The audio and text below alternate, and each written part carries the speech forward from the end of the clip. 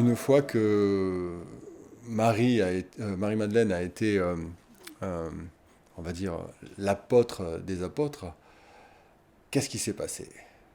Elle est restée un petit peu, enfin, qu'est-ce qu'on pourrait dire? Elle est restée un petit peu encore en Palestine, elle est repartie en France, elle est allée plutôt du côté d'Aix-en-Provence ou plutôt du côté de Narbonne? Alors, ce qu'on peut dire déjà, c'est qu'il y a un grand silence, puisqu'on a les évangiles donc, qui se terminent là-dessus, hein, sur l'apparition de Jésus ressuscité à Marie-Madeleine, sur le fait que Marie-Madeleine devienne l'apôtre des apôtres. Et après, dans le Nouveau Testament, on ne parle plus jamais de Marie-Madeleine. Si on prend les Actes des Apôtres, donc qui est le texte qui succède aux évangiles, Marie-Madeleine n'est pas mentionnée une seule fois. Les Actes des Apôtres racontent en fait la naissance de l'Église, la constitution des premières communautés. Donc c'est un texte très important pour l'histoire de l'Église, hein. Et bizarrement, Marie-Madeleine, à aucun moment, on ne la signale. Donc on a l'impression qu'elle a été évacuée, qu'elle a disparu. Alors évidemment, on pourrait se dire, elle avait accompli son rôle, ça a été raconté dans les évangiles. Une fois sa mission accomplie, elle disparaît parce que elle n'a plus rien à faire. Là où ça devient compliqué, c'est que dans ces textes donc, qui succèdent aux évangiles, il y a donc les actes des apôtres, l'épître, enfin les différents épîtres, eh bien, non seulement elle n'est pas citée, mais on a Pierre qui prend sa place. C'est-à-dire que Pierre est signalé comme étant le premier témoin de la résurrection. Donc là, on se dit, non, c'est pas ça, c'est pas qu'elle n'avait plus de rôle à remplir, c'est que on l'a gommée. On l'a gommée et on l'a remplacée. Et c'est un phénomène assez connu dans l'Antiquité, et pas que dans l'Antiquité, mais qui était très pratiqué à ce moment-là. C'est ce qu'on appelle une damnation de la mémoire, une damnatio memoriae. Euh, une personne qui pose des problèmes pour le pouvoir en place, eh bien, on l'efface. C'était très pratiqué dans la Rome antique, hein. Il y a plein d'exemples. Par exemple, avec Septime Sévère et ses deux fils, Geta et Caracalla, les deux sont censés se partager le pouvoir. Caracalla ne veut pas, donc il fait assassiner son frère Geta et il va faire effacer toutes les mentions de Geta. On a des fresques, hein, par exemple, un portrait de la famille impériale avec les deux enfants, fresque d'époque romaine, et bien le portrait de Geta a été effacé. Et on sait que c'est ce qui s'est passé pour Marie-Madeleine, puisqu'on a plusieurs exemples, hein, très concrets de cette damnation de la mémoire, notamment dans les retranscriptions de textes. On a Éphrem, qui est un évêque de Nisib, qui va retranscrire des textes plus anciens, et quand il retranscrit des textes où il est question de Marie-Madeleine, eh bien, il la remplace par Marie, mère de Jésus. Donc là, pour effacer une femme, eh bien, on en évoque une autre, et Marie de Magdala devient simplement Marie. Donc la question qui se pose, voilà, à partir de là, c'est pourquoi elle a été ostracisée comme ça? Pourquoi on a effacé sa mémoire? Quel danger elle représentait pour l'Église? Et la réponse à cette question se trouve dans les textes gnostiques, donc qui sont des textes hérétiques liés à ces communautés gnostiques qu'on a évoquées, qui avaient donc un christianisme différent. Ces évangiles-là circulaient en même temps que les autres dans l'Antiquité, et puis quand l'Église a pris de l'importance, qu'elle s'est alliée au pouvoir romain, elle les a éliminés. Fort heureusement, certains ont été cachés dans des circonstances qu'on ne connaît pas trop, dans des tomes de moines par exemple, ou à Nagamadi en Égypte, où on a retrouvé en 1945 donc, des paysans qui creusent dans la montagne, trouvent des genres enterrés. Dans ces genres, il y a des livres. C'est des livres qui ont été mis à l'abri là dans l'Antiquité. On a imaginé qu'ils avaient été extraits d'un monastère voisin, hein, pour sans doute que les moines, quand ça a commencé en fait à se durcir, que la répression contre l'hérésie s'est faite plus violente, sans doute que les moines qui savaient que c'était un trésor les ont cachés à cet endroit-là. Et donc ce qui est important, c'est que certains de ces textes nous racontent qu'il y a eu une scission, une division très violente entre disciples après la disparition de Jésus. On pourrait citer plusieurs exemples, mais le plus, parce que c'est un thème qui est récurrent en fait, hein, dans les écrits gnostiques, mais l'exemple le plus visuellement intéressant, c'est celui de l'évangile de Marie. L'évangile de Marie, il faut comprendre Marie-Madeleine, hein, donc c'est pas l'évangile de Marie, la mère de Jésus, c'est l'évangile de Marie-Madeleine, puisque tous les textes gnostiques, en fait, quand ils parlent de Marie, parle de Marie-Madeleine. Et donc ce texte-là a été retrouvé fin 19e siècle en Égypte. Il a été acheté par le musée de Berlin en 1886, je crois, toute fin 19e, oui, 1886, c'est ça. Et donc depuis, c'est le musée de Berlin qui possède ce texte. Qu'est-ce que nous raconte ce texte? Il se passe après, en fait, la résurrection de Jésus. Jésus est encore parmi ses disciples, puisqu'alors là, c'est un autre silence, en fait, des évangiles, puisque entre la résurrection et l'ascension, qui est la montée, d'après un texte du Nouveau Testament, donc un des évangiles de Jésus au ciel, il se passe beaucoup de choses, en fait. Les évangiles le disent, on pourrait raconter encore. Je dirais presque que c'est là que ça commence, quelque part. Et voilà, c'est là que ça commence, sauf que dans les évangiles du Nouveau Testament, cette période-là, eh bien, il y a un grand silence dessus. Un des textes nous dit on pourrait écrire encore beaucoup de livres, parce que Jésus a fait beaucoup de choses, mais on n'en dit rien. Et les évangiles gnostiques, eux, ont cette particularité que beaucoup d'entre eux se situent précisément durant cette période, où on voit Jésus qui continue, en fait, à enseigner à ses disciples. Et l'évangile de Marie commence là-dessus. On a Jésus face à ses disciples, et Jésus leur dit maintenant je vais me retirer. Je vais me retirer de ce monde, puisque j'ai accompli ma mission, et c'est donc à vous de prendre le flambeau et de continuer ce que j'ai fait. Et là, il y a un moment d'effroi. Il y a un moment d'effroi parmi les disciples, parce qu'en fait, donc cet épisode est censé se dérouler après la crucifixion, donc après la mort de Jésus, après sa mise à mort brutale. Et les disciples se disent, mais si on fait ce que... Donc Jésus s'en va, et entre eux, ils se disent, mais si on fait ce qu'il a fait, et c'est ça qui a déclenché toute cette violence et cette haine contre lui. Donc nous-mêmes, nous allons être victimes de ça. On va nous mettre à mort, on va nous chasser, on va nous violenter. Donc ils se disent, bah, la meilleure solution, au final, c'est de reprendre notre vie d'avant, d'oublier. Et là, Marie-Madeleine se lève parmi eux.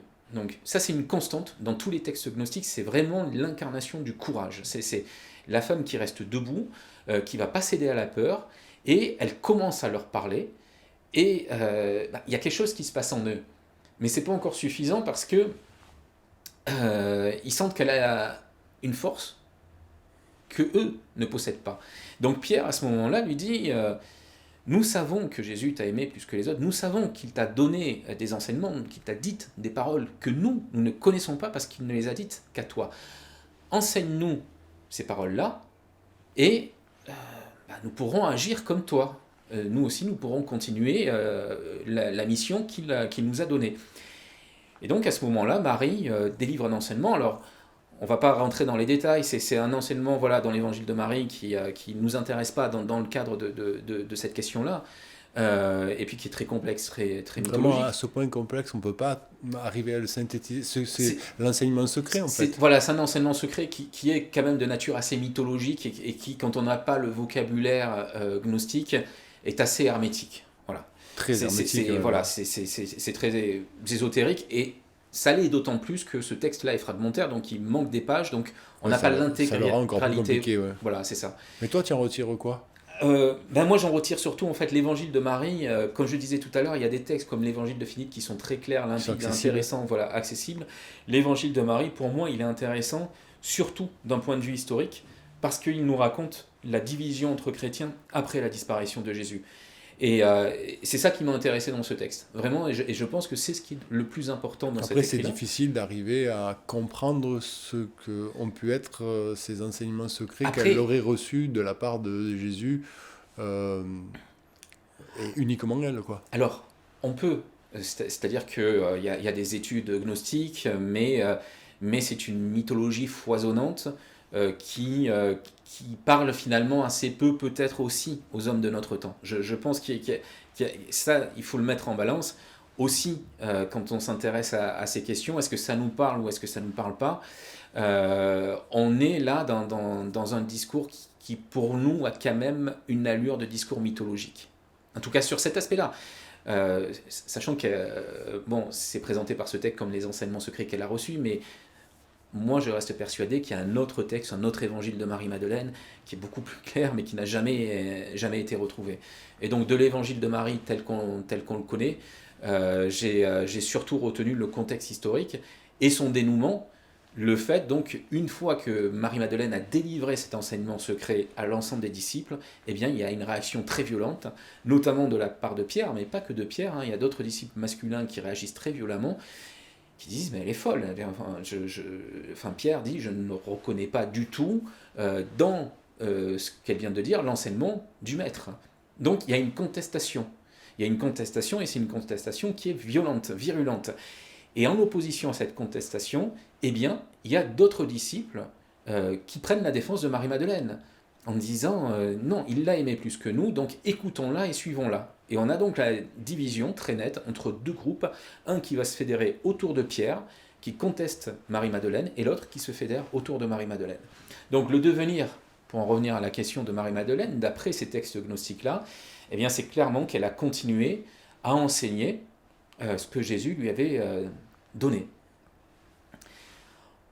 Est-elle partie en Provence? Alors là, pour moi, la réponse est oui, elle est partie dans le sud de la France. Je vais développer un petit peu. Alors, attends, permets-moi de revenir. Oui. Pourquoi elle n'est pas restée? C'est parce qu'il y avait vraiment de la violence à son égard qu'elle s'est sentie en danger? Alors, il y a, si on prend le légendaire provençal, on dit qu'elle a été persécutée. Et que c'est ce qui a causé donc son départ.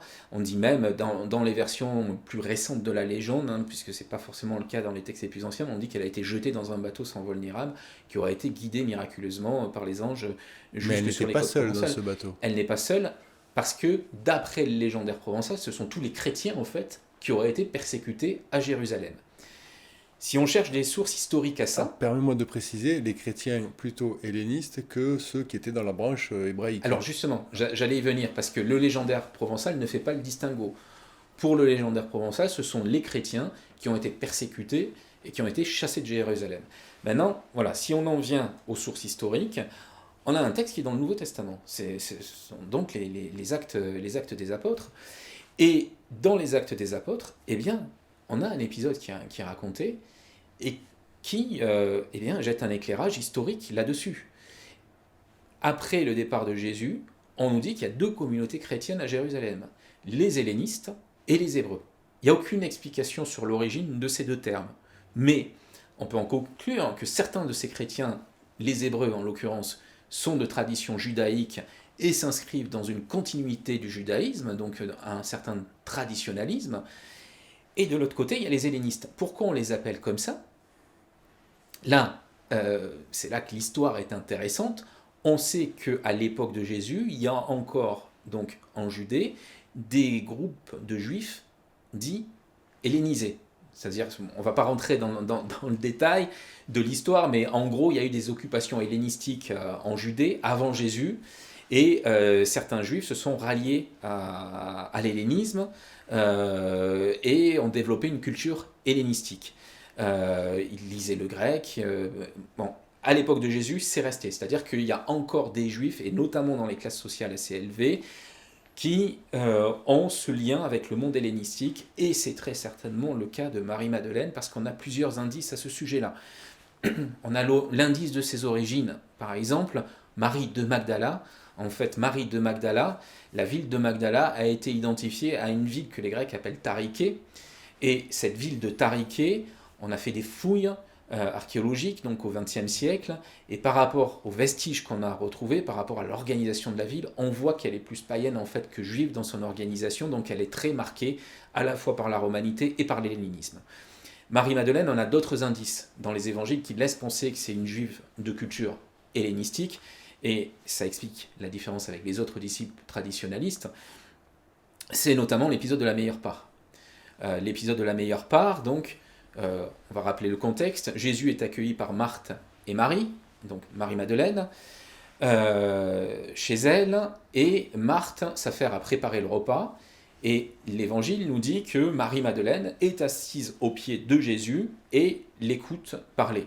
Ce qui finit par agacer Marthe, qui vient voir Jésus en lui disant « Mais tu pourrais dire à ma sœur de m'aider, puisque moi je te prépare un bon repas, et elle ne fait rien, elle est inactive. » Et c'est là que Jésus prend la défense de Marie en disant « C'est Marie qui a choisi la meilleure part, celle qui ne lui sera point enlevée. » Donc là, on ne va pas faire l'exégèse spirituelle de cette scène, mais qui est très importante. Mais qu'est-ce qu'il faut retenir d'un point de vue historique? C'est qu'on nous dit Marie est assise au pied de Jésus. On a Jésus, on a Marie-Madeleine. Ils sont seuls, l'un et l'autre, et Marie est assise à ses pieds.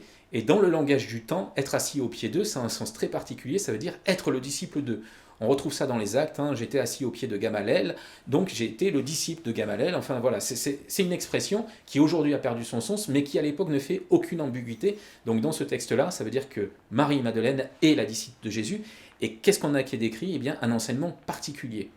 Pour les historiens, c'est impossible que ça se passe comme ça dans le milieu judaïque traditionnaliste, puisque on a plusieurs textes rabbiniques de l'époque, l'instruction des femmes est quelque chose qui est vraiment connoté de façon très très négative. Très patriarcal.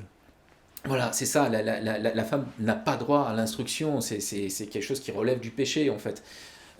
Et là pourtant c'est ce qui est décrit. Donc les historiens en ont conclu que ça voulait dire que Marie-Madeleine, eh bien, elle appartient à cette classe juive hellénisée justement. Et c'est ce qu'on va retrouver après, c'est-à-dire que ça a créé forcément une différence culturelle qui est énorme. On a des traditionalistes qui se rattachent à la religion juive d'un côté, et de l'autre côté, on a des personnes qui, pour beaucoup, sont d'origine juive, certes, mais qui ont cette culture hellénistique. Et donc la perception du message est complètement différente. On est dans un christianisme qui est plus philosophique.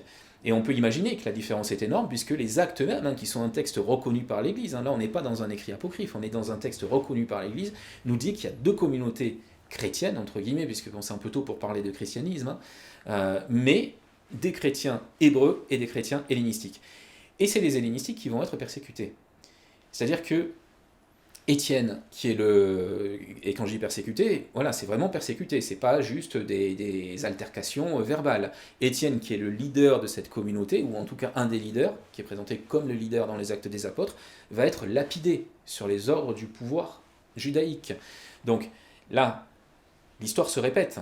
C'est-à-dire que ce qui s'était passé avec Jésus se passe avec ceux de ses disciples qui se situent vraiment dans sa continuité et qui ne sont pas du côté des traditionalistes qui, eux, ne sont pas inquiétés, en fait. Si je résume un peu, en fait, les traditionalistes juifs ont plutôt eu tendance à tolérer ceux qui allaient mettre en avant dans leur nouvelle quête spirituelle plutôt l'homme, toujours au sommet de la pyramide, et pas considérer la femme qui aurait pu être une prêtresse, faire des prêches, ou même avoir, je dirais, même être une déesse, quoi, puisqu'on parle de l'hellénisme. Alors, c'est un des points, c'est pas le seul, hein. Il y a d'autres éléments, mais la question de la place de la femme est un des points de rupture, c'est très clair.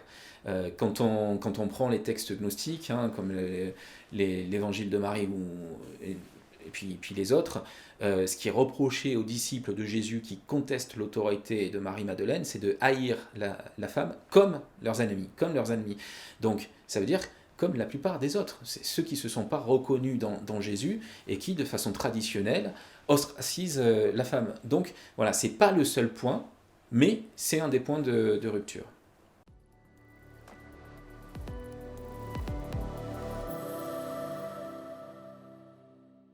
Oui, c'est ça. Ce qui est intéressant, c'est que les Actes des Apôtres nous racontent donc la fuite des hellénistes.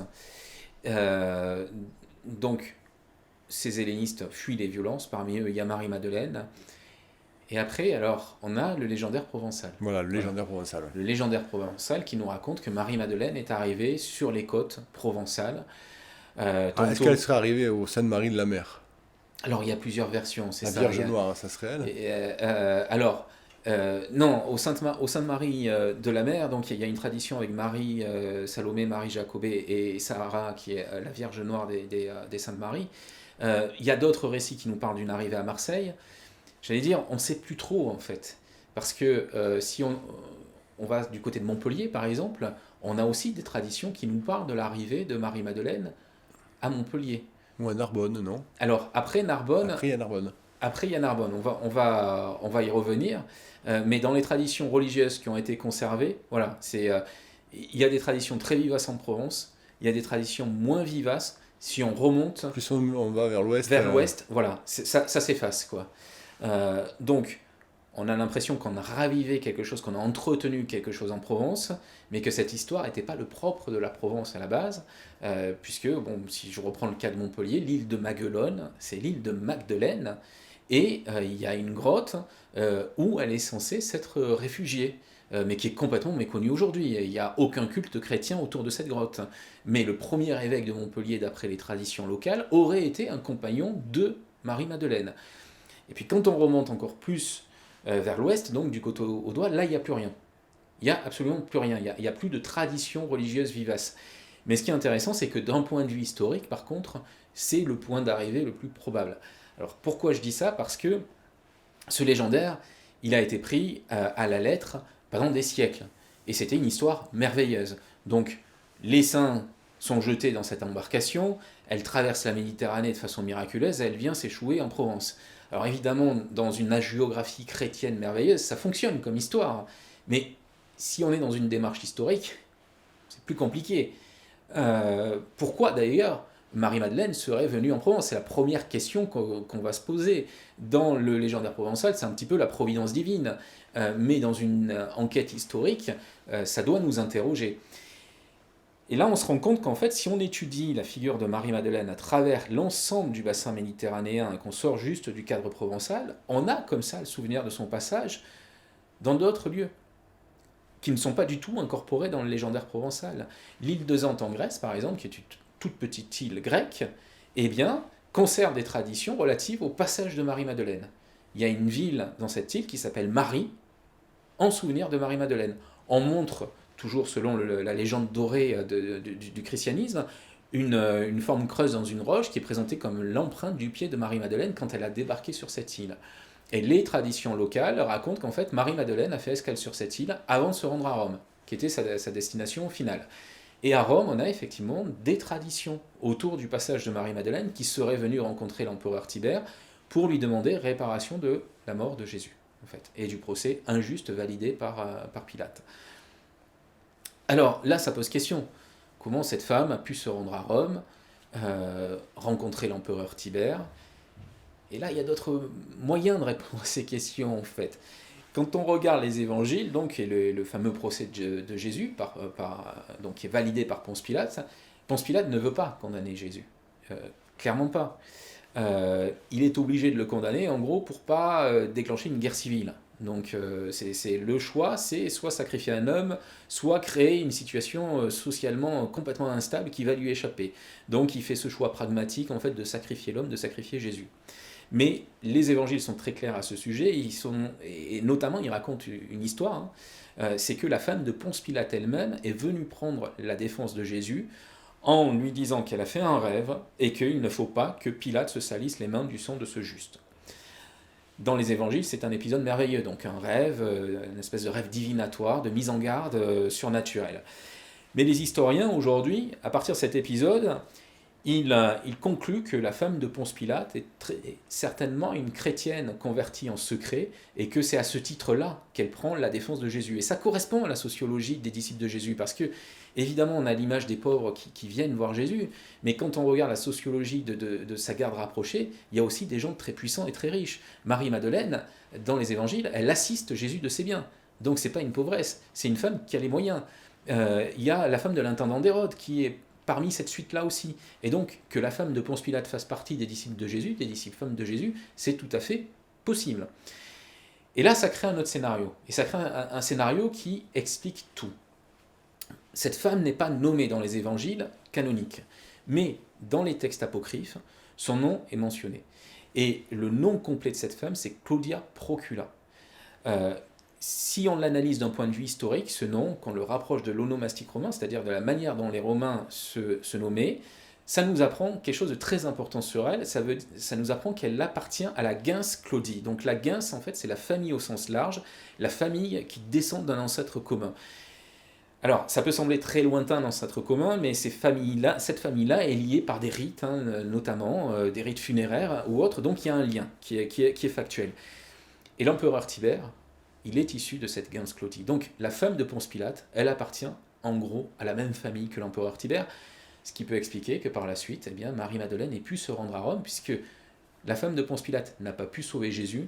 Par contre, quand les persécutions ont repris à l'encontre de Marie-Madeleine et des siens, on peut supposer qu'elle les a pris sous sa protection, sous son aile, et que c'est pour cette raison que Marie-Madeleine se serait embarquée vers Rome. Donc elle arrive à Rome voilà, sans doute protégée par Claudia Procula. Et puis après, il y a un autre épisode, c'est-à-dire qu'à Rome, euh, il y a des troubles qui éclatent à nouveau à cause d'un certain Chrestos, nous disent les historiens romains.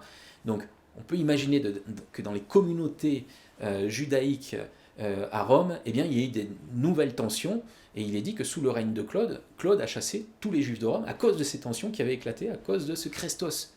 Donc Mais on un imagine. Christos homme physique ou une assemblée Alors c'est le problème, c'est-à-dire que tel que le texte est formulé, Chrestos semble désigner un homme physique. Mais on imagine que c'est, enfin les historiens imaginent que c'est une confusion et que ce terme Chrestos en fait ne désignait pas un homme en particulier, mais la communauté chrétienne qui se réclamait de Chrestos, du Christ. Maintenant, on peut aussi imaginer, dans un scénario un peu plus souterrain, que ce Christos, c'était peut-être Jésus qui aurait survécu. Ça, c'est un scénario qui a pu être envisagé, mais voilà, je trouve que c'est une piste intéressante, mais qui, du point de vue personnel, finalement, nous apporte pas grand-chose. Ce qui est intéressant, c'est qu'on voit que partout où cette forme de spiritualité arrive, en fait, elle pose problème parce qu'elle dérange le traditionnalisme et l'exploitation religieuse. Et donc, à partir de là, Marie-Madeleine, elle doit repartir de Rome parce qu'il y a des troubles qui éclatent. Et quand on regarde les cartes de l'époque, les cartes maritimes, si elle est bien partie par voie maritime, en partant du port de Rome qui était Ostie, c'est à Narbonne qu'elle est arrivée, puisque Narbonne était une colonie romaine et que c'est avec le port de Narbonne que commerçait le port d'Ostie.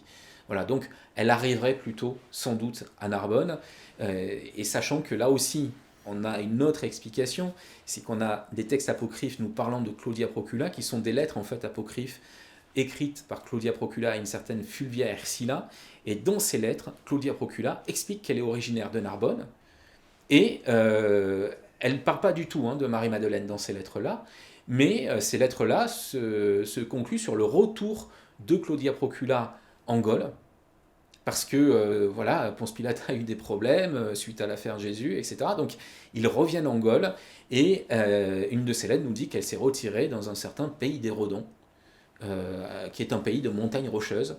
Donc là, on revient du coup vers Rennes-le-Château, parce que, évidemment, Redon, c'est une tribu celtique, ça donnait Rennes en Bretagne, mais ça aussi donnait Redae, qui est l'ancien nom de Rennes-le-Château. Il n'y a pas de montagne en Bretagne, il y a les contreforts pyrénéens qui sont visibles de Rennes-le-Château. Et Rennes-les-Bains, là aussi, on a des confirmations archéologiques. Rennes-les-Bains, donc, qui est un petit village voisin de Rennes-le-Château, était à l'époque romaine, à l'époque donc de la venue de Marie-Madeleine en Gaule, une riche station thermale romaine dans laquelle venaient en villégiature les habitants de Narbonne.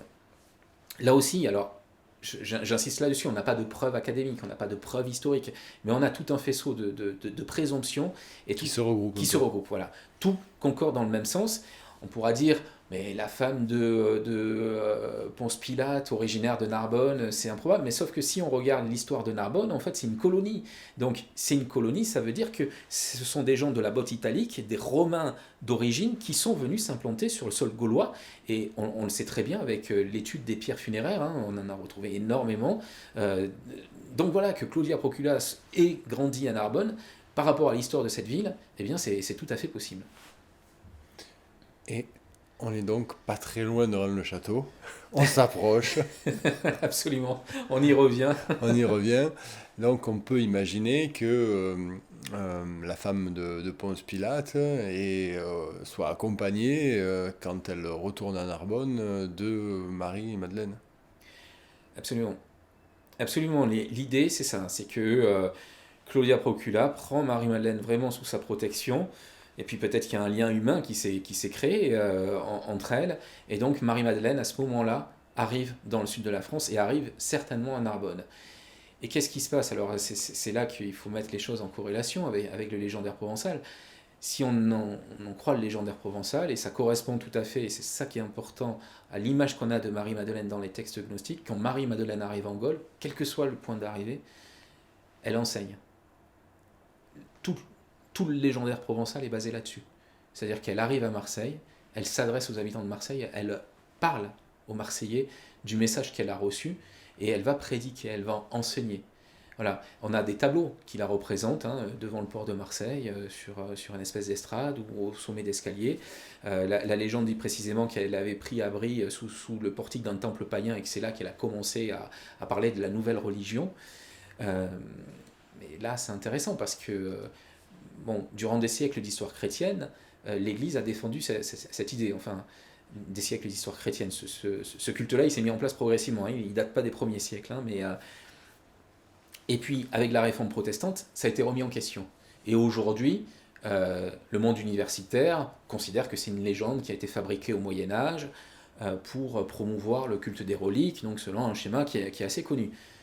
Sauf que cette idée-là, sur quoi elle repose? Elle repose sur les arguments que les protestants ont opposés, en fait, à l'époque, hein, aux légendaires provençales, en disant il n'y a aucun texte ancien qui en parle. Il n'y a aucun texte des premiers siècles qui parle de cette venue de Marie-Madeleine en Provence. Donc ça veut dire que ça a été inventé au Moyen-Âge, puisque les textes les plus récents sur le sujet datent du Moyen-Âge. C'est vrai qu'on peut l'entendre. Mais si on remet dans le contexte de l'histoire du christianisme en général, eh bien, on peut démonter en fait, cette argumentation. Jusqu'au XXe siècle, on connaissait très mal l'histoire de l'Église parce qu'on n'avait que la version racontée par l'Église. Et cette version était très simple. On a Jésus, on a les disciples, les apôtres, création des premières communautés chrétiennes, création de l'Église de Rome, et puis voilà, c'est tout simple. L'hérésie est apparue plus tard. Elle est apparue parce que certains chrétiens sont allés lire les philosophes grecs et puis ils se sont mis de sales idées en tête. Au XXe siècle, on a complètement réécrit ce schéma qui est bien plus complexe en fait, et on le voit notamment dans les Actes des Apôtres. Il y a eu plusieurs communautés à la base. Il y a eu plusieurs communautés chrétiennes qui sont développées en parallèle. Certaines avaient des ressemblances et puis certaines étaient très opposées. Tout ce qui était lié au christianisme gnostique était radicalement opposé au christianisme qui est devenu le christianisme romain. Ces communautés, elles ont voyagé. Elles se sont implantées en différents lieux.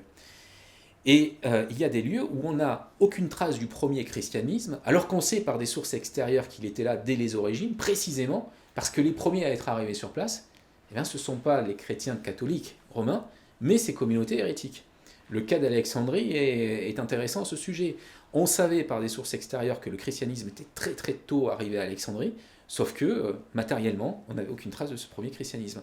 On a compris après, au XXe siècle, donc avec différentes études, eh bien que le premier christianisme était hérétique, qu'ensuite le christianisme catholique, bon, je mets ce terme, j'utilise ce terme entre guillemets parce qu'il est plus facile hein, pour parler de façon simple de ce sujet. Donc le christianisme catholique arrive après Alexandrie et il se retrouve confronté à tout un tas d'histoires qui nous parlent des premiers chrétiens arrivés ici. Sauf que ces premiers chrétiens, ils n'ont rien à voir avec le christianisme catholique. Donc on va les effacer.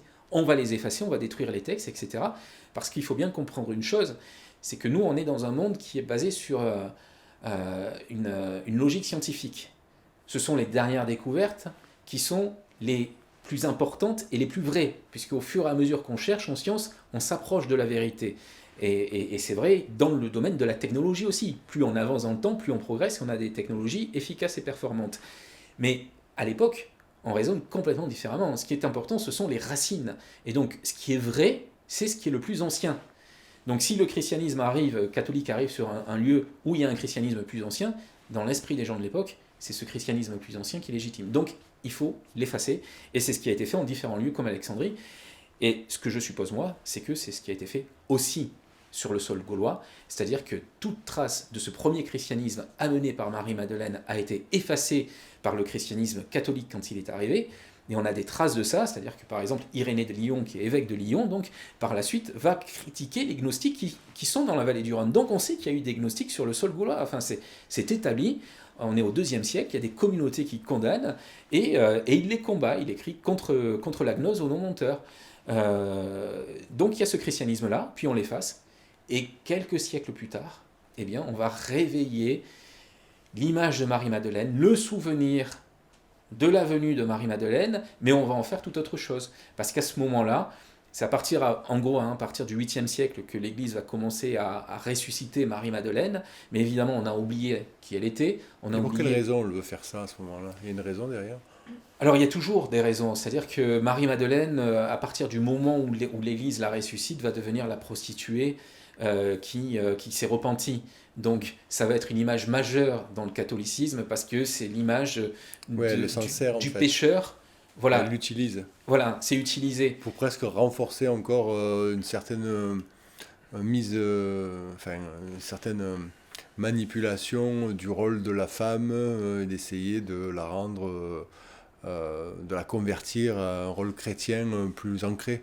C'est ça, il y a la femme et il y a d'autres choses hein, à travers Marie-Madeleine. C'est une image qui s'adresse aussi bien à la femme qu'à l'homme. C'est vraiment, l'Église est dans une logique de repentance. Il faut se repentir de ses péchés. Et donc là, Marie-Madeleine, c'est la mondaine ou la prostituée qui a commis les pires abominations et qui a vu Jésus et s'est convertie. Donc c'est une figure édificatrice. Et donc l'image de la prostituée ou de la mondaine est utilisée dans ce sens, mais aussi le fait que Marie-Madeleine, dans tout ce légendaire médiéval, c'est une aristocrate. Et ça, c'est un autre lieu commun, c'est-à-dire que la figure de l'aristocrate qui se convertit est très présente en fait dans les hagiographies de l'époque. Pourquoi? Parce que c'est l'homme ou la femme qui a tout et qui va dissiper sa vie dans des choses inutiles et il faut lui dire attention, il y a plus important et donc il faut faire pénitence, etc. Donc ça devient ça, Marie-Madeleine, à ce moment-là, et ça devient plus du tout l'initié qu'elle était, ce n'est plus du tout l'initié qu'elle était dans les textes gnostiques. Voilà. Donc il y a une utilisation qui est faite et on peut la faire à partir de ce moment-là parce qu'on a éliminé tous les textes précédents, que plus personne ne se rappelle de qui a été Marie-Madeleine dans le premier christianisme, donc on peut recomposer sa figure et la recomposer à des fins utiles en fait par rapport au dogme religieux. Mais ce qui est intéressant, c'est que malgré tout, malgré cette recomposition, Marie-Madeleine va garder des traits de ses origines gnostiques. La Marie-Madeleine provençale, c'est pas la Marie-Madeleine catholique en fait. C'est ça qui est très intéressant, c'est que c'est une femme qui arrive et qui enseigne. Ça c'est impossible parce que dans le catholicisme, dans cette tradition-là, eh bien la femme n'a pas le droit de prendre la parole en public. Première épître aux Corinthiens, donc il y a une des lettres en fait à travers laquelle l'Église définit les lois qui doivent être les lois de l'Église, donc des communautés chrétiennes. Et là, la première épître aux Corinthiens, donc qui est adressée aux habitants de Corinthe, est très claire sur le statut de la femme, que la femme se taise dans les assemblées, car il ne lui est pas permis de parler. Et ça va très loin. C'est que non seulement une femme ne peut pas enseigner comme un homme pourrait enseigner, mais dans une assemblée chrétienne, la femme n'a pas le droit de prendre la parole, même pour poser une question. Et le texte, la première épître, codifie ça. Si une femme a une question par rapport à la prédication d'un homme, hein, elle doit attendre d'être chez elle, poser la question à son mari. Et c'est son mari qui la posera plus tard. Et c'est son mari, voilà. Soit il peut répondre sur le moment, il lui répond, soit il attend la prochaine assemblée, et c'est lui qui posera la question au public. Donc Marie-Madeleine provençale, qui arrive, qui parle, qui enseigne le christianisme, ça détonne. Et il y a un malaise chez les premiers auteurs qui en parlent, il y a un malaise par rapport à ça, et ça donne lieu à des arguments qui sont à la limite du ridicule, c'est-à-dire que chez Vincent de Beauvais, par exemple, eh bien, on nous explique que si Marie-Madeleine s'est après retirée dans une grotte perdue, donc là, en l'occurrence la grotte de la Sainte-Baume, et c'est parce qu'elle a pris conscience qu'elle a enfreigné une loi apostolique majeure, qu'elle a pris honte et qu'elle est allée se cacher, en gros. Voilà ce qu'on nous dit. Donc, si ces auteurs-là, qui sont les premiers à parler de ce légendaire provençal dans ce qu'on a conservé comme texte, eh bien, avaient inventé ce légendaire de toute pièce, il est bien évident qu'ils n'auraient pas mis des éléments qui manifestement les gênaient.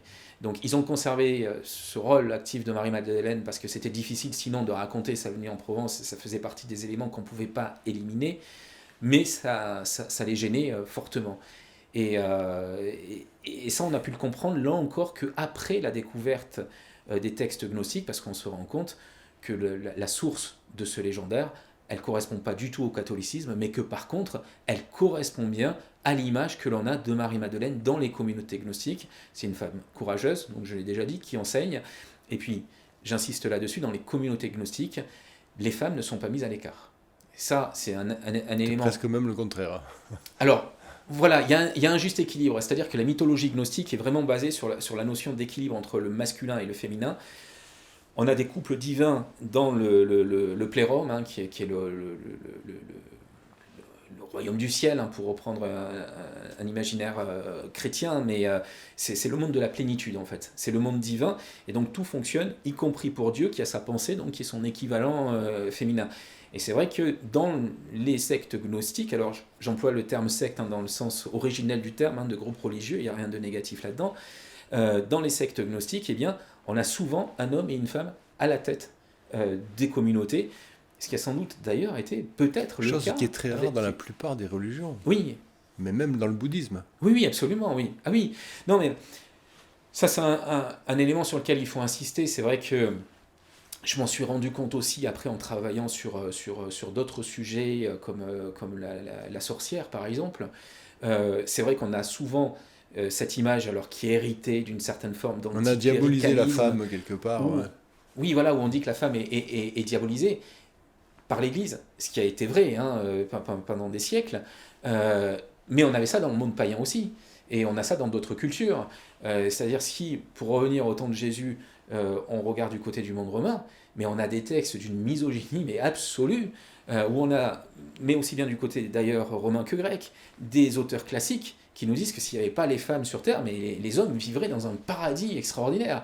Et ces arguments-là ont après été repris par les théologiens chrétiens qui n'ont fait que citer en fait les païens qui les ont précédés en disant mais voyez déjà pourtant les païens étaient dans l'erreur mais ils voyaient bien que la femme était à l'origine de tous les maux, donc ça a renforcé le discours misogyne en fait de l'Église qui ne fait que finalement représenter malheureusement un comportement assez général à l'humanité hein.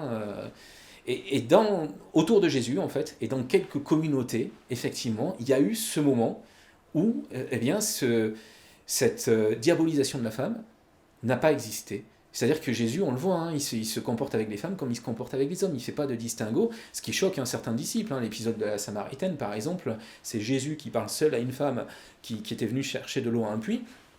Il s'en étonne, le maître parle à une femme, tout seul, et en plus c'est une Samaritaine, donc c'était une secte juive qui était vue de façon négative par les juifs qui étaient rattachés au temple, donc voilà, double peine pour elle, mais Jésus, il s'adresse à elle comme il s'adresserait à n'importe qui en fait. Il juge vraiment les gens sur le cœur, pas sur les préjugés et tout un tas d'autres choses. Donc ça concerne aussi les femmes.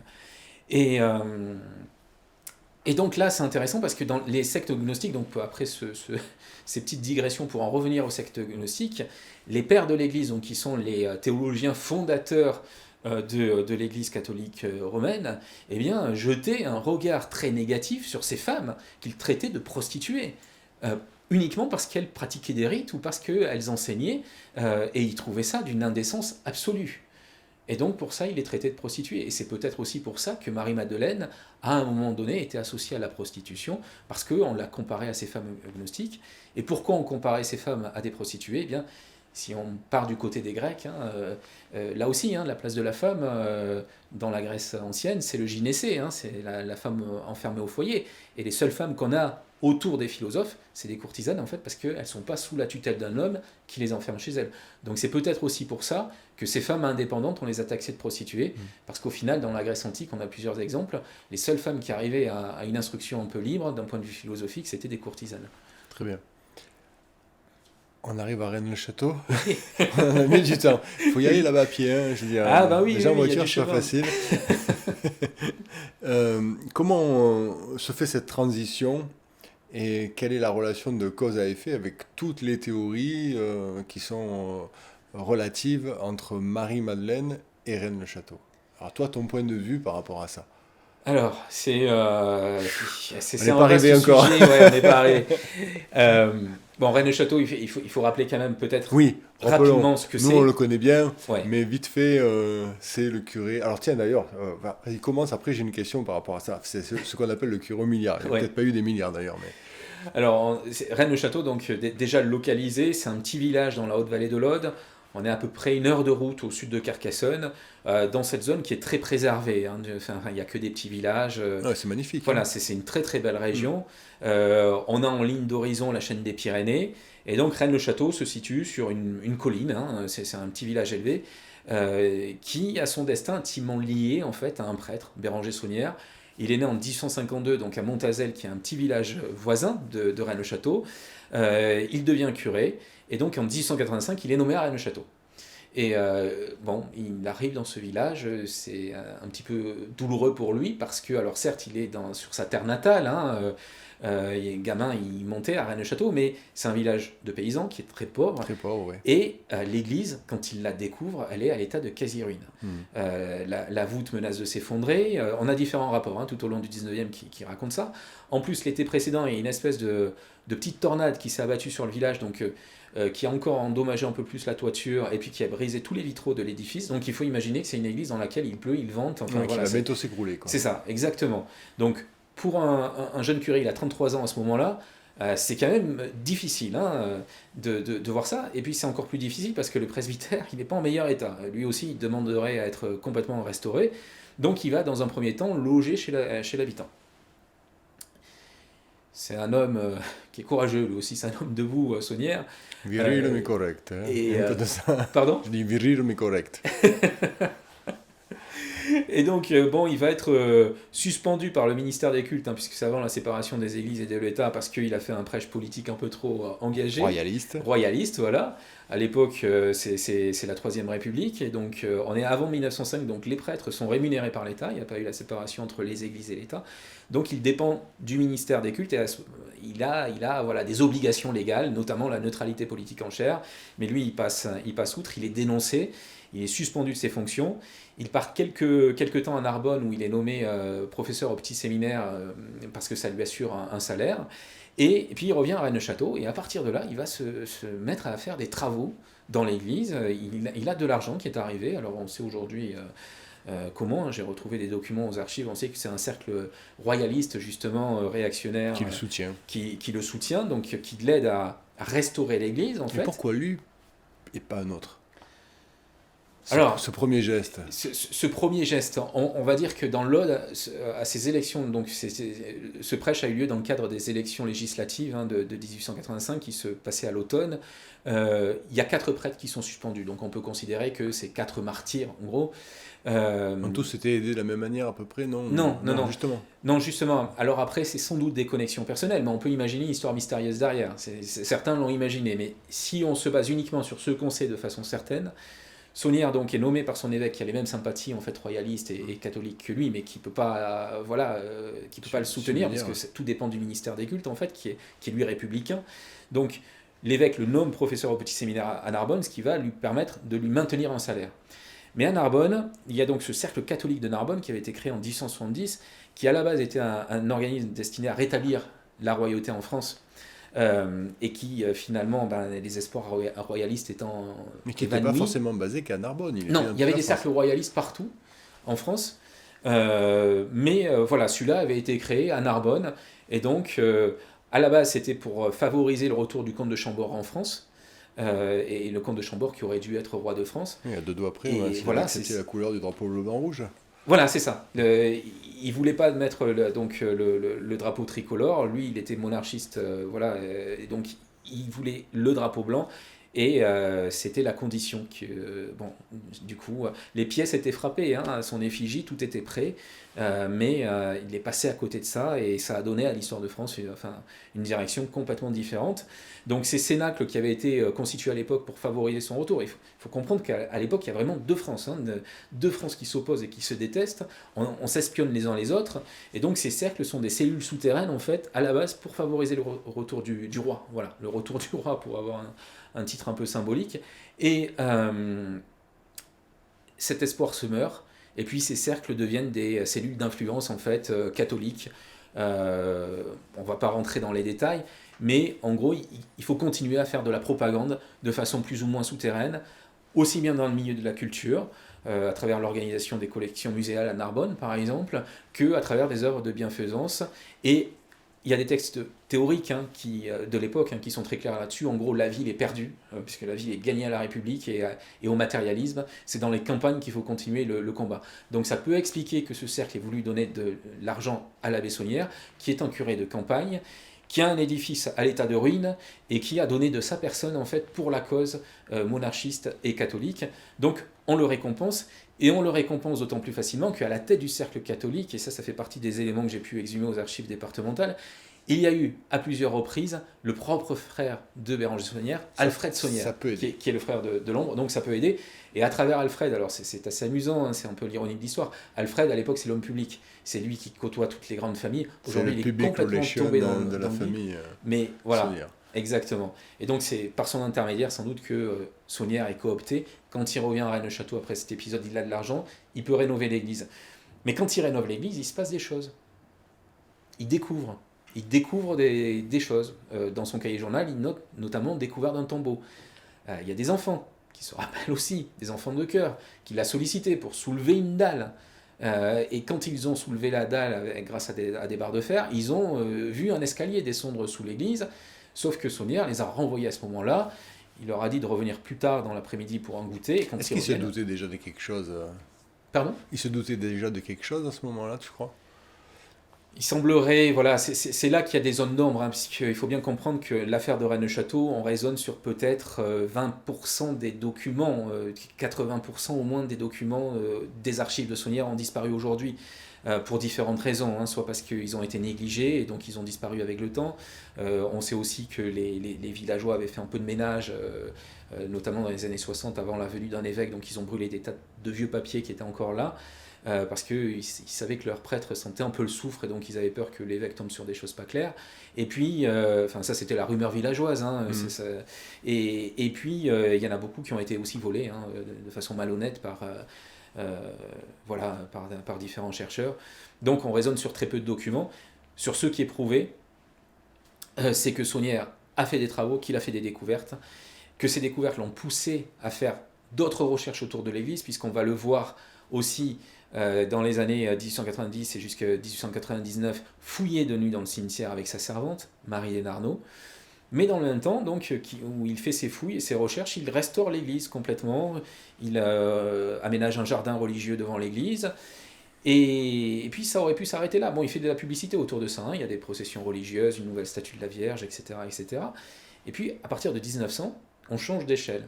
C'est-à-dire que là, on n'est plus dans la rénovation du religieux et dans le culte religieux. Il va bâtir une villa style Renaissance, une tour néo-gothique, un belvédère qui domine la vallée, une tour en verre, il aménage des parcs, des jardins, et puis il reçoit avec faste, hein, on a encore des menus de l'époque, il reçoit des bourgeois, des aristocrates, et ils sont vraiment émerveillés par ce qu'ils découvrent à Rennes-le-Château. Donc là, il y a autre chose qui se produit. Et on ne sait pas quoi. On ne sait pas quoi exactement, et les villageois vont très vite en conclure que leur curé a trouvé un trésor.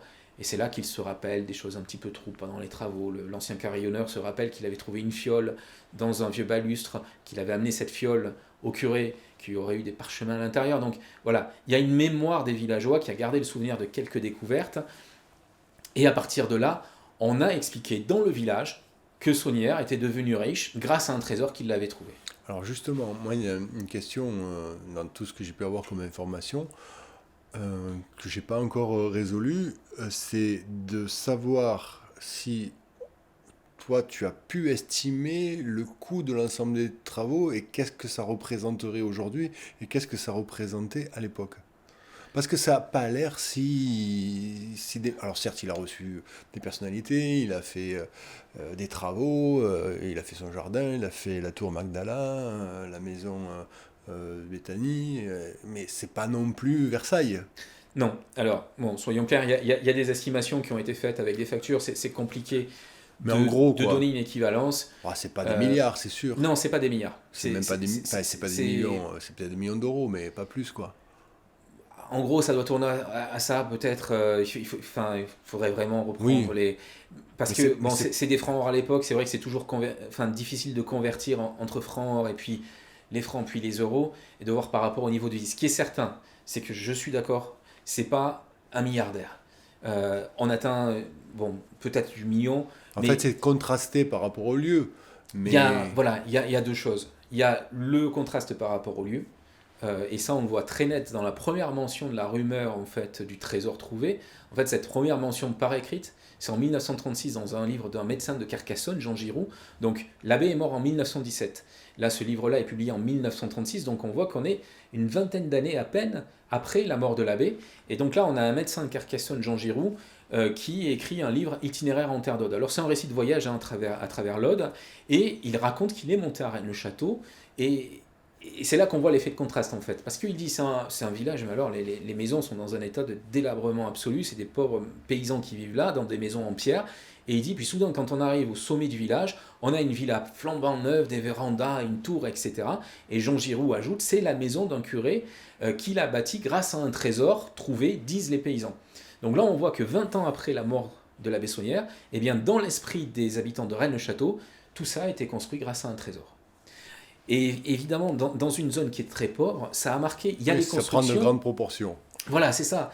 Il y a les constructions, mais il y a aussi le train de vie. Et là, il faut insister là-dessus. C'est que le train de vie, ça a coûté, et ça, on ne peut pas le chiffrer, mais on sait que l'abbé commandait. À la limite, ça a presque plus coûté le train de vie que les travaux, parce qu'elle a l'impression, non non, peut-être pas. Les travaux ont quand même coûté. Hein, mais alors, après, c'est vrai qu'on va y venir. Il faut relativiser sur le curé Homillard. Ça, c'est vraiment une image d'Épinal, parce qu'on a aussi des correspondances qui nous montrent qu'il était, à un moment donné, dans des difficultés financières, qu'il avait des projets qu'il aurait voulu faire après, qu'il a eu du mal à financer. Donc, oui, puis il faisait commerçant aussi. Il s'est improvisé, voilà, il a édité des cartes postales pour vendre aux touristes. Il s'est improvisé représentant de la liqueur Mélina. Voilà, donc on voit qu'en fait c'est un homme qui cherche à faire feu de tout bois. Donc dès qu'il a une opportunité commerciale, il la saisit. Il n'a pas découvert une caverne d'Ali Baba, ou en tout cas s'il a découvert à un moment donné, eh bien, il y a eu un problème pour accéder. Le train de vie, je finis juste avec ça, mais c'est alimentaire par exemple, il commandait les haricots dans le nord de la France parce qu'il estimait qu'ils étaient bien meilleurs que dans le sud.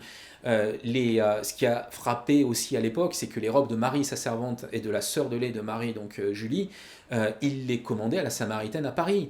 Les plus fortunés des environs, ils allaient se fournir à Limoux. Voilà, donc il y a quelque chose voilà, qui détonne vraiment. C'est bling-bling un peu, Sonia. Alors... Ouais, on pourrait dire ça, mais je pense, enfin, c'est un homme de goût pour moi. Ça, c'est une vraie question. Non, non, parce que je pense que... Ah, il n'a pas réussi sa vie, alors. il a fait éditer des cartes postales. Il a fait éditer des cartes postales, et certaines de ces cartes, alors c'était des cartes doubles qu'on ouvrait comme ça. Donc il y avait un côté avec la photo, sur ce côté-là on avait l'adresse du destinataire, à l'intérieur on avait une partie où on pouvait écrire, et sur l'autre côté derrière la photo on avait une notice historique. Donc si je précise tout ça, c'est parce que ces notices historiques, c'est lui qui les a inspirées, qui les a en partie écrites, et dans une de ces notices, sur ces cartes postales qu'il a fait éditer, il est question de lui, et il est défini comme un prêtre à l'âme artiste. Un prêtre à l'âme artiste, et ça je pense que ça le définit vraiment, parce que tout ce qui a été fait à Rennes-le-Château, ça a été fait avec goût. La tour Magdala, c'est un rêve néo-gothique qui émerge au-dessus de la Haute-Vallée. C'est une bibliothèque, on le sait, qui d'après, il y a un certain monsieur Bousquet de Bayonne qui lui écrit en disant que sa bibliothèque est si riche, si variée, si artistique. Donc voilà, les esthètes reconnaissent ce côté-là. Artiste chez ce prêtre. Et ça explique beaucoup de choses. Hein. Ça explique beaucoup. Il a un panneau peint qu'il a commandé dans une maison de décoration parisienne, Homme Décor, qui est un Mucha, donc le printemps de Mucha. Voilà, il a une lampe japonisante, donc à la fois l'art nouveau, l'art japonisant qui est très en vogue fin 19e, début 20e, vraiment toute cette esthétique-là, Saunière, il a. Donc voilà, un prêtre à l'âme artiste, pour moi, ça explique beaucoup de choses. On voit qu'il a voulu se construire un château merveilleux, en fait. Pour moi, le moteur, c'est humain, hein, c'est ça. On voit que c'est aussi un homme qui a peur du temps qui passe. Très clairement, ça se voit dans le peu de pages du cahier journal qu'on a. Je me suis beaucoup intéressé à l'homme aussi, au-delà du mystère, parce que l'homme lui-même, il est fascinant. C'est un curé qui va après s'opposer à sa hiérarchie, qui a construit son rêve et qui ne veut pas qu'on le déloge de son rêve. Lui aussi, c'est un homme qui reste debout. Voilà, il a voulu créer une espèce de bulle onirique à Rennes-le-Château dans un contexte qui était assez difficile à l'époque. Hein. Rustre même. C'était c'est à la fois en tant qu'homme d'église, parce que c'est une terre, l'Aude, qui était assez rouge, hein, donc les curés n'étaient pas forcément les plus aimés. Et ça a été compliqué d'ailleurs quand il est arrivé dans le village, et puis il a eu des conflits assez durs. Hein. Et puis, voilà, son père était précepteur en fait. Et je pense que il a gardé cette culture un peu, non ? Voilà, je pense que de gamin, il a vu le château de Montazel, il a vu cette autre vie, il a poursuivi ce rêve en fait, et il y a vraiment un lien avec son enfance, je pense, et on peut difficilement expliquer ce qu'il a fait à Rennes-le-Château sans passer par ses rêves d'enfant. Voilà. Et puis à côté de ça, voilà, il y a le mystère de d'où il a tiré cette fortune. La première phase, la restauration de l'Église, c'est clairement du financement dans les cellules royalistes. Après, effectivement, comme on l'a dit, il a trouvé différents biais de financement. Mais ça suffit pas à tout Mais expliquer. ça suffit pas à tout expliquer parce que s'il y a le contraste avec les villageois qui fait qu'on a dit que c'était le curé au milliard, il y a aussi le décalage entre les revenus très très modestes d'un curé et puis ce qu'il a bâti et la vie qu'il a menée là-haut. Là, le décalage, il est peut-être encore plus fort. Donc voilà, il a eu des réseaux de financement. Quand il a été mis en procès par sa hiérarchie qui lui a sommé de donner ses sources de revenus, il a invoqué des demandes de messe, quelques donations, mais on voit que c'est trafiqué. Quoi, hein. Sur les donations, par exemple, il les gonfle. C'est-à-dire que la comtesse de Chambord, dans le document final qu'il donne à son évêque, c'est 3000 francs or que lui donne la comtesse de Chambord. Mais dans les premiers brouillons qu'on a conservés et qu'il n'a pas communiqué à son évêque, c'est 1000 francs. Donc on voit qu'il gonfle certaines sommes pour cacher autre chose. Qu'est-ce qu'il cache ? Mystère, mais on sait qu'il a fait des fouilles dans le cimetière. Donc on sait qu'il y a une partie mystérieuse dans cette histoire. C'est ça qui est important, c'est que certains ont voulu réduire cette histoire à un simple trafic de messe, un simple trafic financier, mais ça peut pas être ça. Ça peut pas être ça. Saunière, on l'a bien vu creuser dans le cimetière la nuit, il y a des procès, c'est pas que des traditions orales, voilà, parce que il y a des traditions orales. Les enfants de chœur qui soulèvent la dalle, c'est une tradition orale. On peut se dire, bon, oui, voilà, ils ont imaginé après. Mais là, les fouilles dans le cimetière, les plaintes ont été adressées par la mairie de Rennes-le-Château à la sous-préfecture de Limoux. Elles sont encore consultables, je les ai vues aux archives départementales de l'Aude. Ça, c'est des documents factuels et il est bien question de fouilles faites par le curé dans le cimetière qui est mis sans dessus-dessous. Donc, qu'est-ce qu'il cherche après une première découverte dans l'église autour ? Voilà, ça, on ne peut pas répondre de façon sûre à la question, mais ce qui est certain, c'est qu'il a cherché quelque chose. Quoi ? Alors quoi Alors peut-être qu'on va éviter de parler de l'épisode Platard, etc. Je sais pas ce que tu en penses. Parce que ça redonne. En fait, j'ai l'impression que ça redonne un coup médiatique à l'histoire sans que forcément ça apporte quelque chose de nouveau. Si, alors si, quand même. Oui, mais là on rentre dans autre chose qui est plus complexe. C'est-à-dire que Plantard, Pierre Plantard. En fait, cette histoire, oui, pour faire simple, je vais essayer de faire simple. Elle est dans l'esprit des villageois. Elle est réactivée quand le domaine qui avait été transmis à Marie Desnarnaud après la mort de l'abbé Saunière, donc transmis à sa servante. Dans les années 40, milieu des années 40, Marie Desnarnaud rencontre donc Noël Corbu, qui est un entrepreneur qui vient dans la région, qui sympathise avec elle. Elle va faire de lui son légataire universel, en fait. On ne rentre pas dans les détails. Noël Corbu hérite de ce domaine-là et il décide d'en faire un hôtel-restaurant. Donc, le domaine de l'abbé est transformé. À l'époque, Rennes-le-Château, personne n'en parle. Et Noël Corbu, qui est un communicant, c'est un très bon communicant, il a l'idée d'instrumentaliser la rumeur, en fait. Donc, oui, il va se servir de... Il se sert de cette histoire, en fait, pour attirer un public à Rennes-le-Château et pour le faire rester, en gros, en disant « Marie Desnarnaud m'a confié que les gens d'ici marchaient sur de l'or, sans le savoir, et qu'un jour, elle me confierait un secret qui ferait de moi un homme riche, sauf que, au moment de mourir, elle a eu un dernier sursaut, elle n'a pas réussi à parler, elle est morte avec son secret, mais donc il reste une grosse partie du trésor de l'abbé, et Corbu raconte qu'il a fait des recherches en archives, il chiffre le trésor, 18 millions et demi de pièces d'or. Bon, alors, ça sort pas de nulle part, ça sort d'une légende locale, mais voilà. Mais à partir de là, il raconte ça à ses clients, il enregistre une histoire sur bande magnétique. Ouais, il fait du marketing un peu. Ouais. Un journaliste, Albert Salomon, passe au restaurant, entend cette histoire, il en fait un article en 1956. Et cet article, en 3 épisodes, dans la Dépêche du Midi, il va avoir un succès retentissant. Et à partir de là, ça monte. Jusqu'au premier livre, donc dans les années 60, qui vont encore relancer. Mais là, on rentre dans autre chose, parce qu'en fait, on sait aujourd'hui que les premiers livres écrits, et notamment le tout premier livre écrit uniquement sur ce sujet par Gérard de Sède, Lord de Rennes, il a été commandité par un certain Pierre Plantard, qui a glissé énormément de symboles. Donc c'est un livre à clé, en fait. Mais est-ce qu'ils se sont pas un peu fait plaisir, là, j'ai l'impression, non ? Non.